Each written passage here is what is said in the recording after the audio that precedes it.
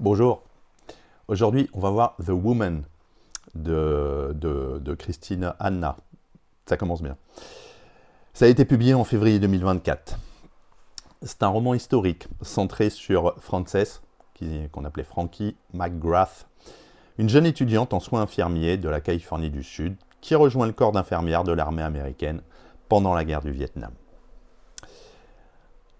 En mai 1966, lors d'une fête d'adieu pour son frère Finlay, qui est militaire, Frankie découvre les attentes patriarcales de sa famille. Les mots d'un ami de Finlay, « Women can be heroes », donc les femmes peuvent être des héros, déclenchent sa vocation. Elle quitte alors sa vie tranquille, finit ses études plus tôt que prévu et s'engage malgré la réticence de ses parents. En mars 1967, Frankie débarque dans un hôpital militaire au Vietnam, découvrant la brutalité du conflit. Elle partage sa chambrée avec Ethel Flint, infirmière d'urgence expérimentée, et Barb Johnson, une infirmière noire en chirurgie. Elle est rapidement confrontée au chaos. Les MASCAL, donc les Mass Casualty, c'est en gros les pertes de masse, quoi,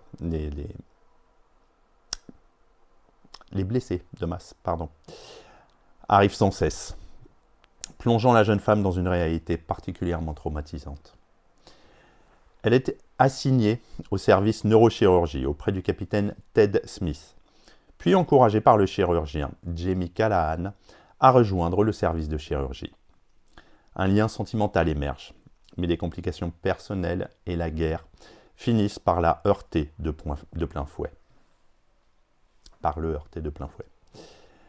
La vie de Frankie sur le terrain est jalonnée de pertes, de blessures et de désillusions. Elle choisit malgré tout de rester une deuxième année. De retour aux États-Unis en 1969, elle est accueillie par des protestataires et une famille qui se détournent de son parcours. Son père invente un séjour en Italie, à Florence, pour masquer sa réalité et son identité de vétérane est niée, de vétéran au féminin, est niée. Et Frankie sombre peu à peu dans une profonde dépression. Son vécu n'est pas reconnu, ni valorisé. Elle est licenciée après avoir réalisé une trachéotomie en urgence, traitée comme instable, et mal comprise par l'institution médicale et gouvernementale. Frankie finit par détruire le mur des héros de son père, geste symbolique de sa colère face au refus de reconnaissance. Elle trouve refuge chez Barb et Ethel, en Virginie, reprend progressivement goût à la vie, travaille à nouveau.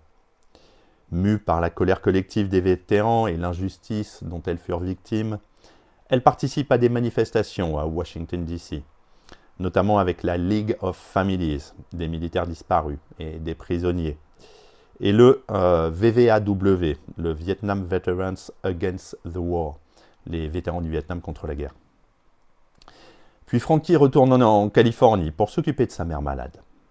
Elle noue une relation avec Henry, psychologue anti-guerre. Malgré une grossesse et des espoirs, elle perd le bébé. Et la réalité et la fidélité de Ray, son pilote disparu mais vivant, la brise.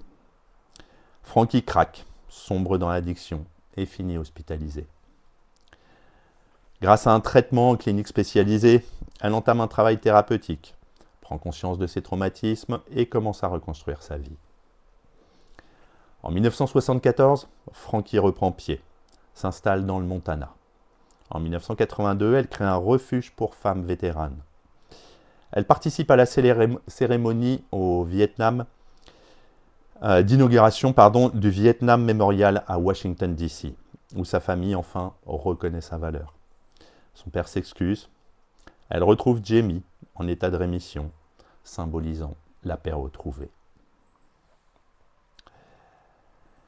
C'est une histoire extrêmement émotive, mettant en lumière les héroïnes oubliées de la guerre du Vietnam, les infirmières, dont les sacrifices furent invisibilisés pendant des décennies. Les thèmes principaux donc, du livre sont le sacrifice humain, donc Frankie incarne les femmes dont l'engagement fut oublié à leur retour, les traumas et les PTSD, donc le récit explore en profondeur les effets durables de la guerre sans soins adaptés, La réinsertion sociale ratée. La société américaine post-Vietnam rejette ses propres vétérans. Et la résilience et la reconstruction.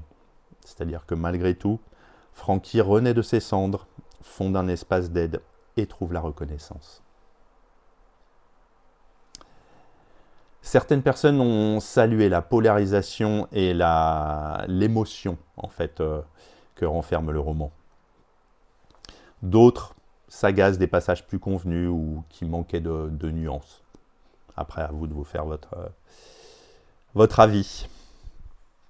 Donc pour conclure, c'est une fresque émotive, puissante, dédiée aux femmes souvent tues de l'histoire lors de la guerre du Vietnam.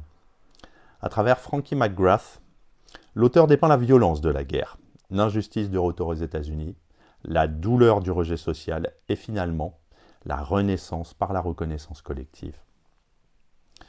Le roman séduit par son intensité émotionnelle, sa documentation réaliste et son engagement à porter la voix des vétérans. Certaines faiblesses apparaissent toutefois. Une écriture par moments trop didactique, des relations interpersonnelles jugées superficielles et des choix de représentation discutables pour certains personnages. À bientôt.